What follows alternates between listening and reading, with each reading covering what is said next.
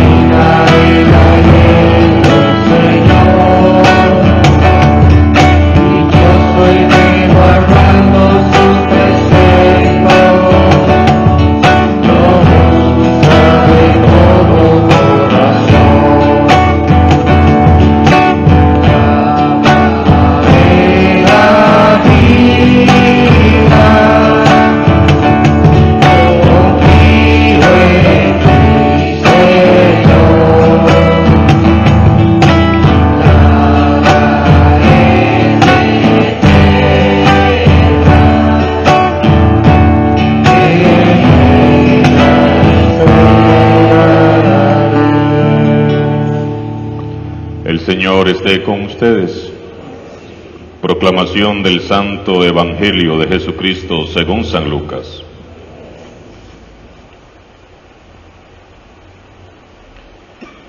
En aquel tiempo, algunos hombres fueron a ver a Jesús y le contaron que Pilato había mandado matar a unos galileos mientras estaban ofreciendo sus sacrificios. Jesús les hizo este comentario: ¿piensan ustedes que aquellos galileos, porque les sucedió esto, eran más pecadores que todos los demás galileos? Ciertamente que no. Y si ustedes no se convierten, perecerán de manera semejante. Y aquellos 18 que murieron aplastados por la torre de Siloé, ¿piensan acaso que eran más culpables que todos los demás habitantes de Jerusalén? Ciertamente que no. Y si ustedes no se convierten, perecerán de manera semejante. Entonces les dijo esta parábola: un hombre tenía una higuera plantada en su viñedo. Fue a buscar higos y no los encontró. Dijo entonces al viñador: mira, durante 3 años seguidos he venido a buscar higos en esta higuera y no los he encontrado. Córtala. ¿Para qué ocupa la tierra inútilmente? El viñador le contestó: Señor, déjala todavía este año. Voy a aflojar la tierra alrededor y a echarle abono para ver si da fruto. Si no, el año que viene la cortaré. Palabra del Señor.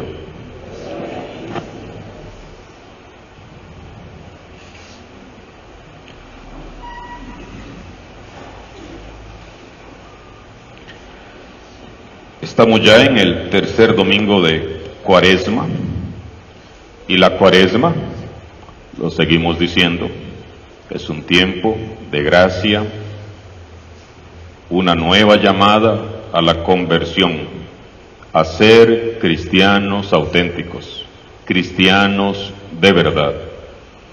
En este tiempo somos invitados a centrar nuestra vida en Jesucristo, a tenerlo a Él como punto de referencia, a escucharlo y a tomarnos muy en serio su Evangelio. Este pasaje de hoy es algo incómodo para nuestras conciencias. Jesús nos pide abiertamente un cambio de mentalidad.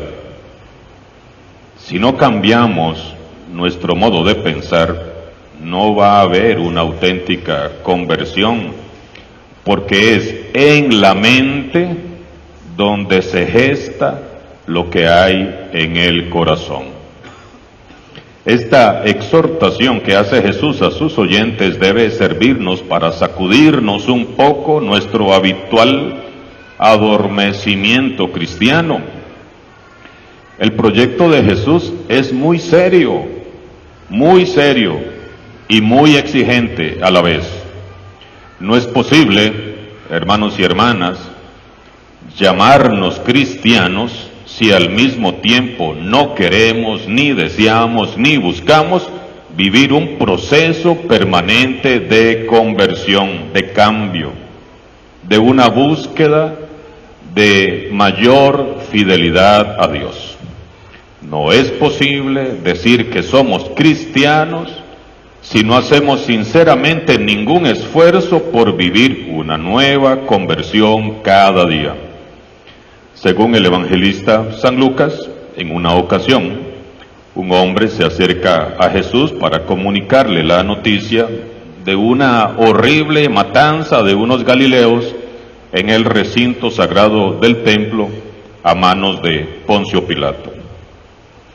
En el tiempo de Jesús, las personas creían que las desgracias, los accidentes, las catástrofes, las tragedias, eran eventos que solo le ocurrían a personas muy pecadoras.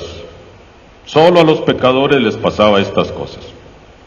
Ellos creían que sucesos de este tipo eran parte de un castigo especial que Dios tenía reservado para los pecadores. Quienes no eran alcanzados por estas desgracias se consideraban a sí mismos libres de toda culpa. Es como si estos hombres estuvieran preguntando: Jesús, ¿por qué Dios permitió esta desgracia? ¿Qué pecado cometieron estos pobres galileos para merecer ese castigo? Jesús entonces les responde: ¿piensan ustedes que esto sucedió a ellos porque eran más pecadores que los demás galileos? Inmediatamente Jesús les recuerda otro acontecimiento trágico ocurrido en Jerusalén, donde a raíz de un terremoto una torre de la muralla cayó y aplastó a 18 personas cerca de la piscina de Siloé. Y vuelve a hacerles la misma pregunta: ¿piensan ustedes que lo que sucedió a estas 18 personas fue porque eran más pecadores que todos los demás habitantes de Jerusalén? Entonces los hombres guardan silencio y Jesús termina su intervención con una seria advertencia: y si ustedes no se arrepienten, perecerán de manera semejante. ¿Qué ha querido decirnos Jesús? Jesús nos está invitando a meditar. Las desgracias que suceden a otras personas deberían de llevarnos a nosotros a la reflexión sobre nuestra propia conducta. Jesús deja muy claro que esos males no ocurrieron porque esas personas fueran peores que los demás, rechazando así toda idea de castigo venido de Dios. El Dios de Jesús no es un Dios castigador.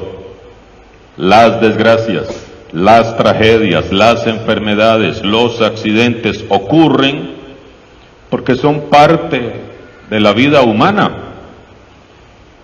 y son consecuencias muchas veces de la irresponsabilidad, de la negligencia, del olvido, del deterioro o del pecado del ser humano.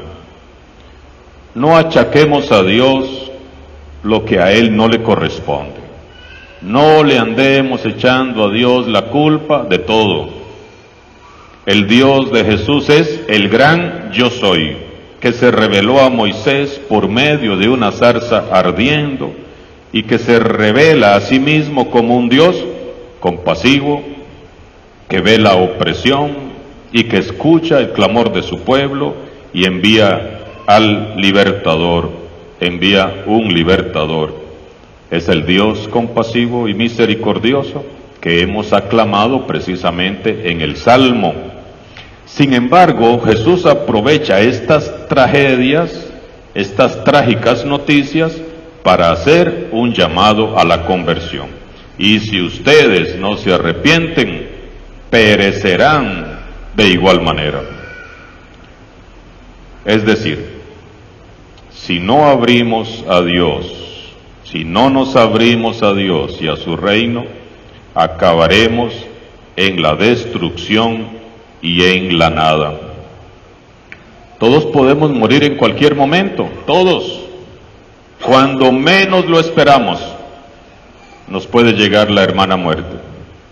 Y todos corremos el riesgo de morir sin haber dado una auténtica respuesta de conversión, de fe, al anuncio del Evangelio. La muerte nos puede llegar en cualquier instante, en cualquier momento, cuando menos lo pensemos o lo imaginemos. Hoy el Señor nos está dando un mensaje muy claro. En tiempos de Jesús y aún en nuestros días, los seres humanos solemos unir tres términos: pecado, castigo y desgracia. Jesús no acepta esta correlación.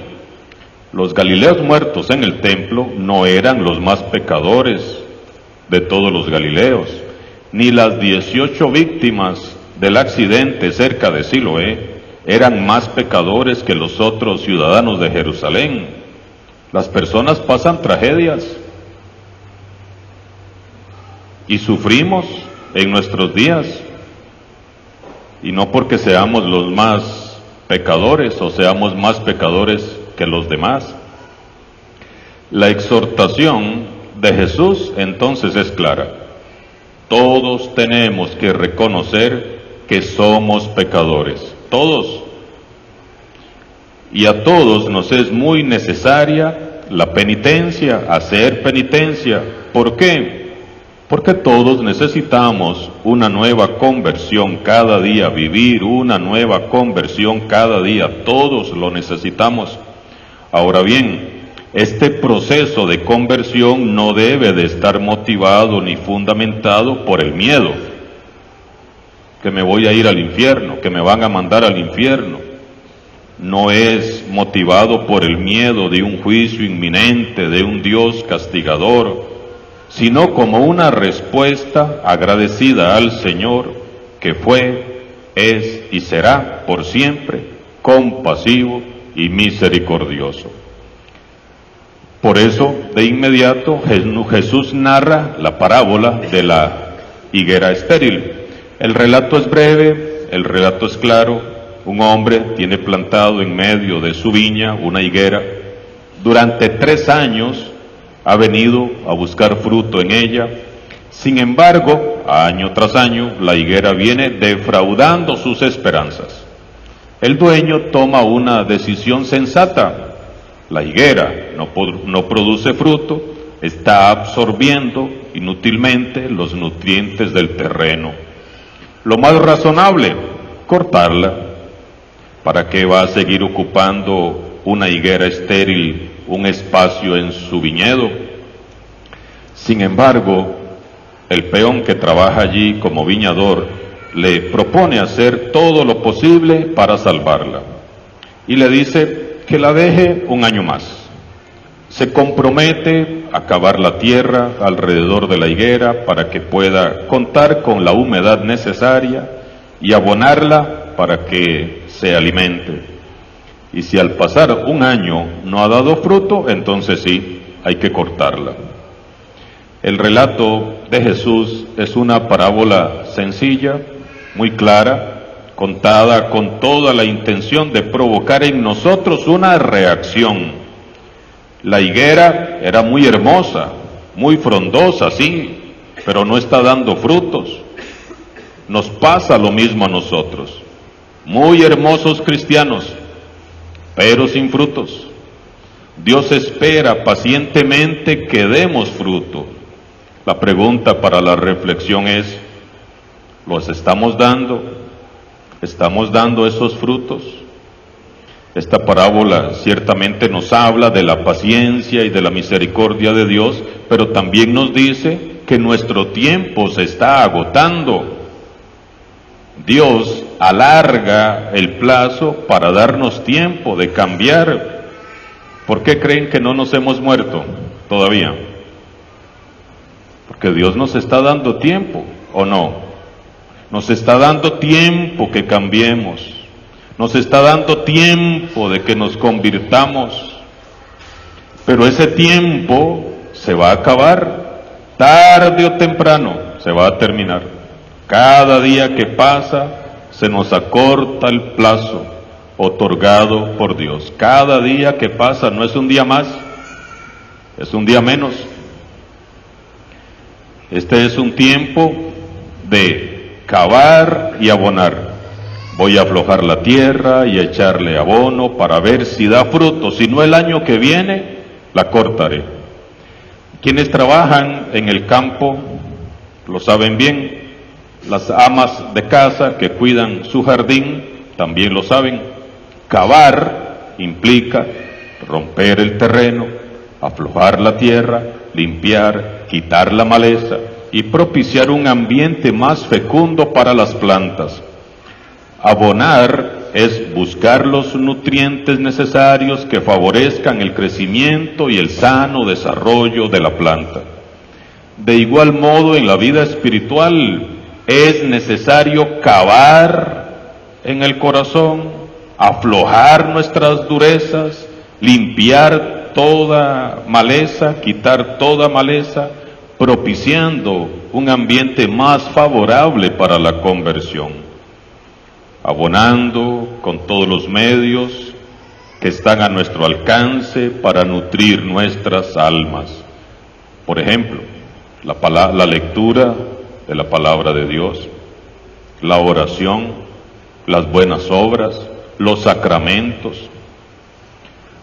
Hoy nuestra iglesia costarricense se asemeja a esta higuera. Estamos siendo socavados y abonados. ¿Para qué le está sucediendo esto a la iglesia católica en Costa Rica? Para que dé más frutos. Así es como debemos de ver los acontecimientos que están estremeciendo las bases católicas en estos días. Y toda la basura y toda la maledicencia que algunos tiran en contra de la iglesia, Dios la va a usar como abono. Siempre lo ha hecho el Señor. No tengamos miedo de los insultos, no tengamos miedo de las burlas. Dios sabrá convertir todo eso en abono que fecundará las raíces de la iglesia costarricense. Y nuestra iglesia dará frutos mejores de los que ha dado hasta ahora. Hace unos días leí un comentario de alguien que dijo: la Iglesia Católica tiene los días contados. Y seguramente sí, siempre y cuando no haya cristianos católicos, tanto consagrados como laicos, que en verdad nos tomemos en serio el llamado que Jesús nos hace a la conversión y cambiemos de corazón. Si no hay este tipo de católicos, de pastores y laicos, así, que nos tomemos en serio el llamado que Jesús nos está haciendo a la conversión y cambiemos de corazón, seguramente podrían estar contados los días de la iglesia. Pero ninguno de nosotros va a dejar que suceda, aparte de que Jesús dijo que ni los poderes del infierno acabarán con la iglesia. Así que habrá iglesia católica para rato. Eso sí, tenemos que reaccionar antes de que sea tarde. Es necesario que todos vivamos una nueva conversión. Comenzamos esta tercera semana de Cuaresma con un llamado claro. ¿Cuál es el llamado? A la conversión. El que tenga oídos, que oiga. Jesús está vivo y está aquí en medio de nosotros. Él, como el encargado de la viña, cuida de nosotros y de nuestra.